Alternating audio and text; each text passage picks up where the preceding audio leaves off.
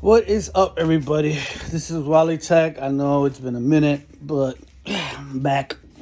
Sorry for being on my lazy stuff. But anyways, long story short, today got a 240 Mercedes V6, 2005.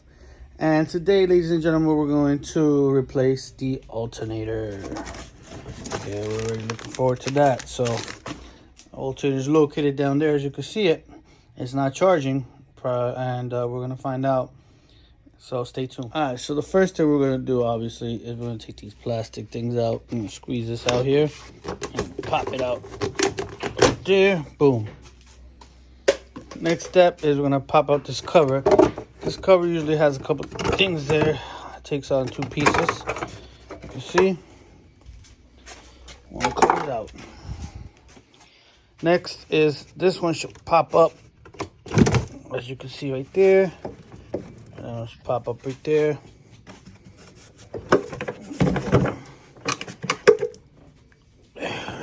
Put that down there. Cool. So now we have all the room in the world. Next step, we're going to be taking off this belt. There should be a tensioner right down there, and I'll show you where you're going to put the stuff in. All right. So what we're going to do is, don't mind the fan, but it's a little. This is a 17 millimeter socket, long socket. And what we're gonna do is, I'm gonna show you right under here, there's somewhere where you can put the socket in, as you can see. It's right there.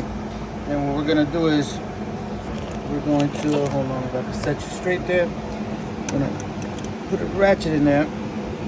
So, and that should allow, turning it down, should allow you to take the belt off.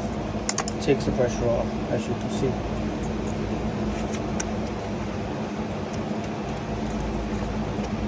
We go. I do apologize for it, but I forgot to mention also that you're gonna have to disconnect the negative terminal because you don't want to get shocked. I disconnected the positive as well, but you don't have to, but you know, it's better. All right, the next step is, see these screws right here? They're like inverted Torx.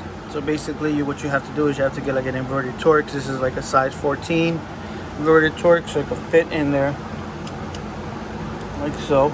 And then we're going to take our ratchet and start taking it apart. So let's do that. There's one right here, and the other one you won't be able to see that well, but it's right under here. Let me see if I can show you guys exactly where it's at. It's you kind of see it right over there behind the hose. It's right there. So you got to go underneath the hose and just take it off. So let's do that now. All right, on to our next step. We successfully removed those bolts out of there, the top one and the bottom one. Let me show you how it kind of looks like. The bolt looks like this. When I have to anti-seize this when I'm put it back, but as we see, we took both of them out. Now, next step is gonna be, we're gonna take like a pry bar or a bar or something. Be careful, this is also some of these parts. You're gonna kind of pry it slowly off, like so. You're gonna have to play with it a little bit, wiggle it out.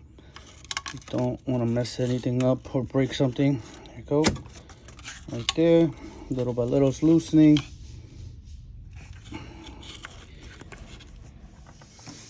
And presto, we have taken it out. Now, before you take it out, obviously there's going to be connections on the back.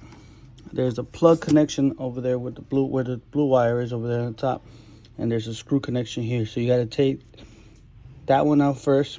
Then you're gonna take a socket, which I think is a 12 or 14 socket. Take this one off, and then we should be able to take the alternator out. So let's take that apart now. All right, so we have successfully taken it off. It might be a little bit. You might have to definitely move this hose off this bracket here and push it back so you'll be able to get it out. But either way, you can still be able to get it out. As you can see, this is the old one.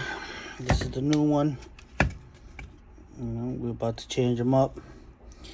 Now on this car, there's like a big difference when it comes to 4matic or non-4matic. So 4matic means that the car is all-wheel drive, and the regular C240 base is basically rear-wheel drive. So since in the rear-wheel drive models, the alternators, actually there's two options. There's a Bosch or a Vallejo.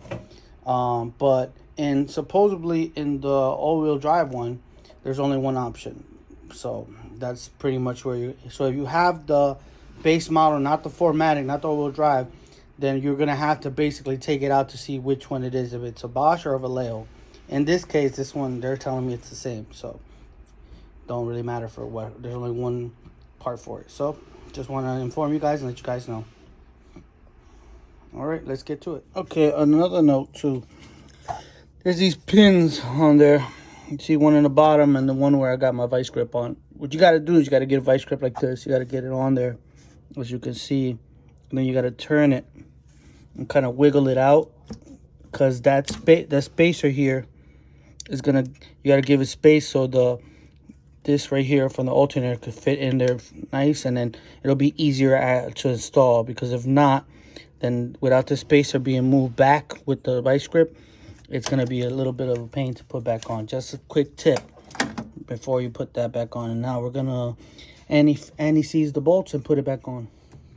All right, we have successfully put the new alternator on. Put the belt, everything back in order, vice versa.